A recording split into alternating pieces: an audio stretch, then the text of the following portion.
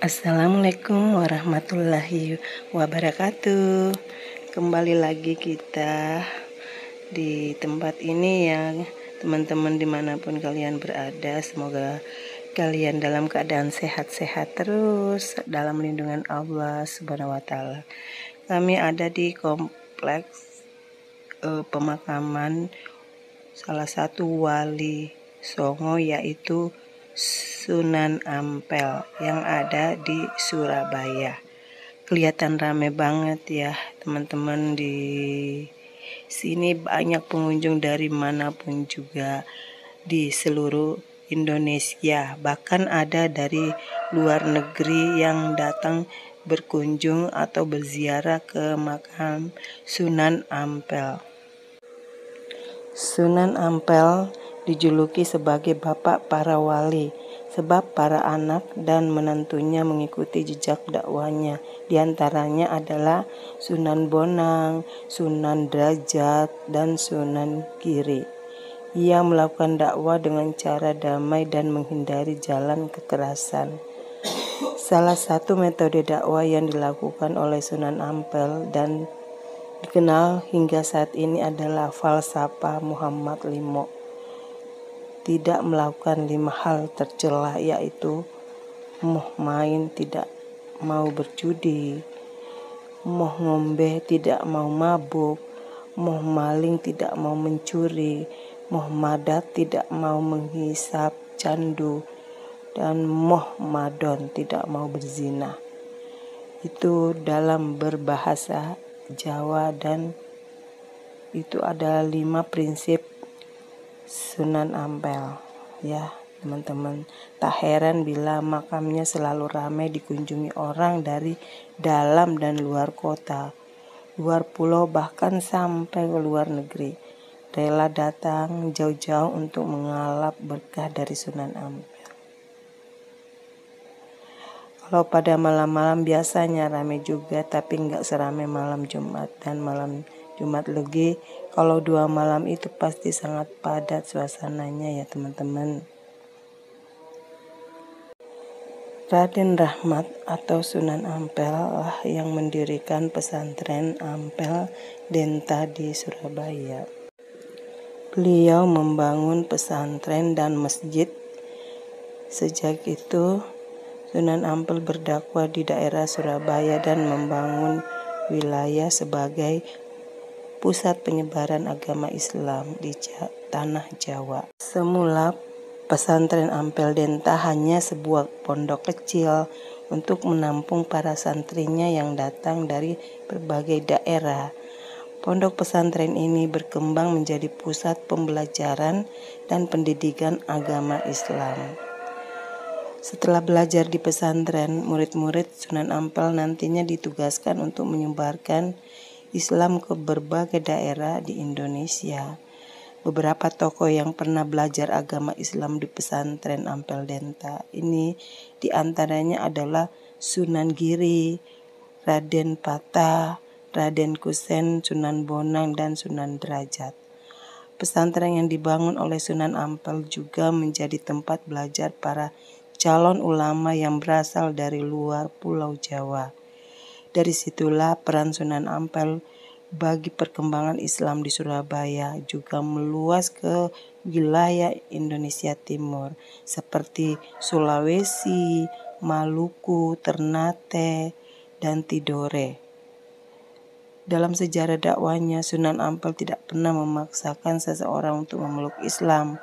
Untuk menarik orang secara ikhlas memeluk Islam, Sunan Ampel menggunakan pendekatan budaya masyarakat lokal.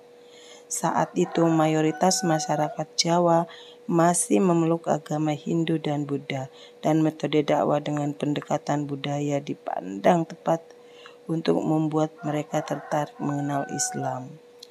Dalam dakwahnya, Sunan Ampel berusaha merangkul masyarakat dengan cara pendekatan dan pembauran.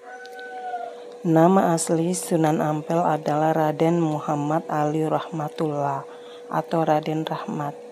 Sunan Ampel lahir di Champa, Kamboja pada sekitar tahun 1401 Masehi dari keluarga bangsawan. Ayah Sunan Ampel adalah Maulana Malik Ibrahim atau Malik Maghribi atau yang dikenal sebagai Sunan Gresik, yaitu adalah salah satu wali Songo juga ya teman-teman. Sunan Ampel meninggal pada sekitar tahun 1467 Masehi dan dimakamkan di barat Masjid Ampel Surabaya ini. Sejak tahun 1972, kawasan Masjid Agung Sunan Ampel telah ditetapkan menjadi tempat wisata religi oleh Pemkot Surabaya dan hingga kini masih ramai didatangi oleh para peziarah.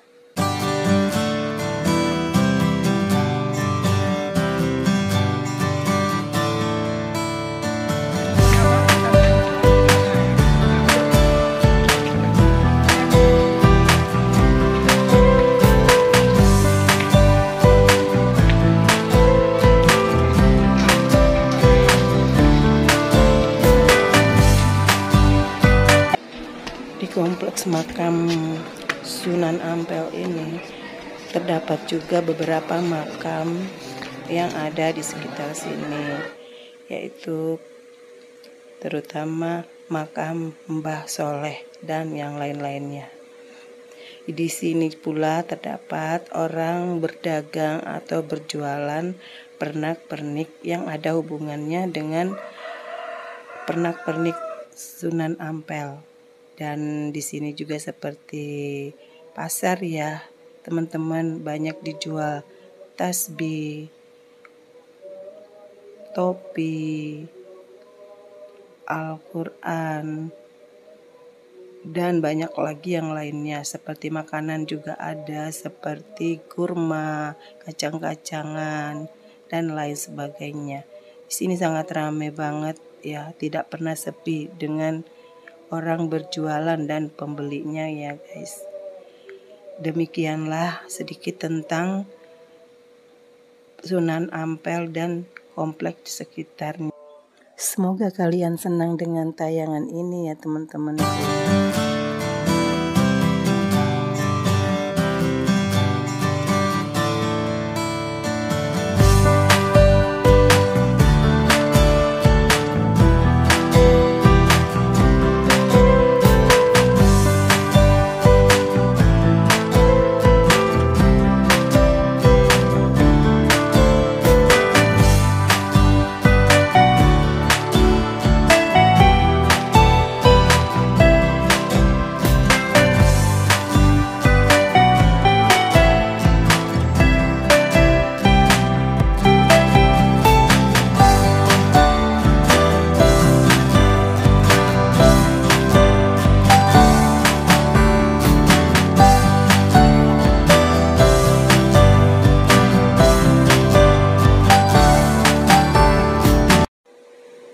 Demikianlah tentang Sunan Ampel yang ada di Surabaya. Dan terima kasih sudah mengikuti vlog kami berziarah ke makam Sunan Ampel dan berbelanja di sekitar kompleks pemakaman Sunan Ampel yang sangat ramai. Semoga kalian sehat selalu dan dalam lindungan Allah Subhanahu wa Ta'ala bisa berkunjung ke tempat ini.